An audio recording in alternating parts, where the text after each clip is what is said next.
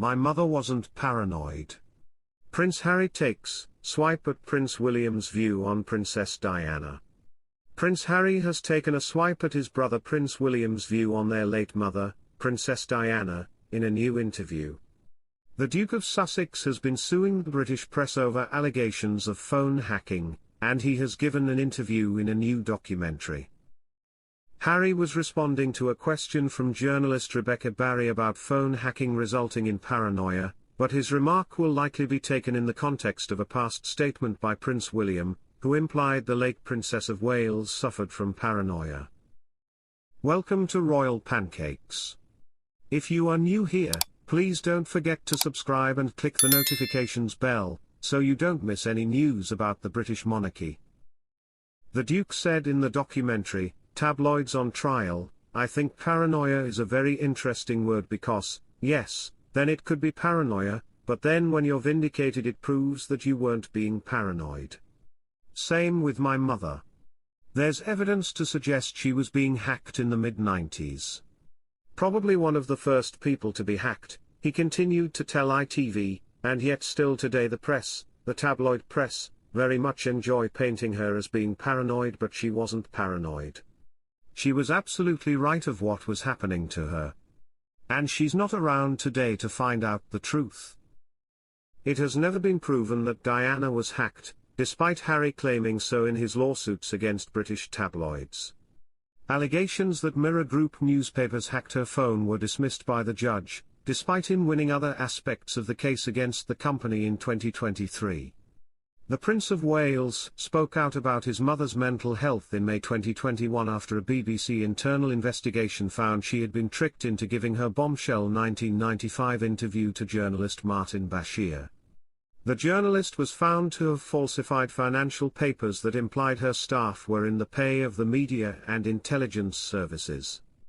In 2021, William said, "It is my view that the deceitful way the interview was obtained substantially influenced what my mother said. The interview was a major contribution to making my parents' relationship worse and has since hurt countless others. It brings indescribable sadness to know that the BBC's failures contributed significantly to her fear, paranoia and isolation that I remember from those final years with her.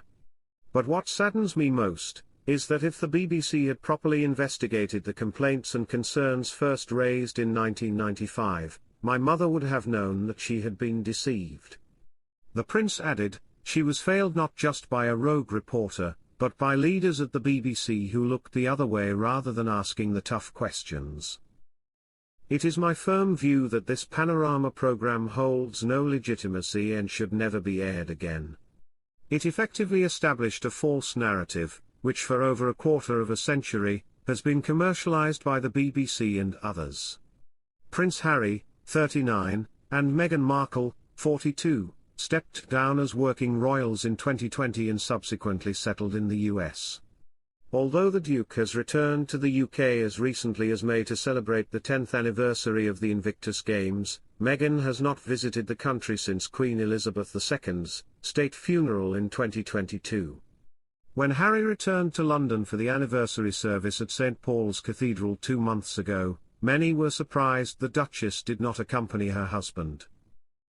This was especially the case as the Duke and Duchess immediately jetted off together to Nigeria for an unofficial royal tour. Speaking in the new documentary, Harry said, "Look at what has happened in the last 4 years to me, my wife and my family, right?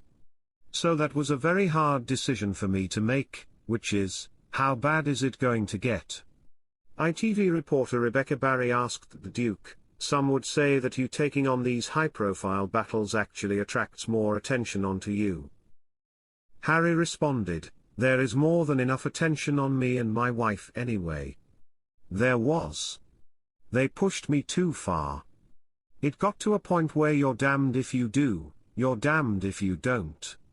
I don't think there's anybody else in the world that is better suited and placed to be able to see this through than myself.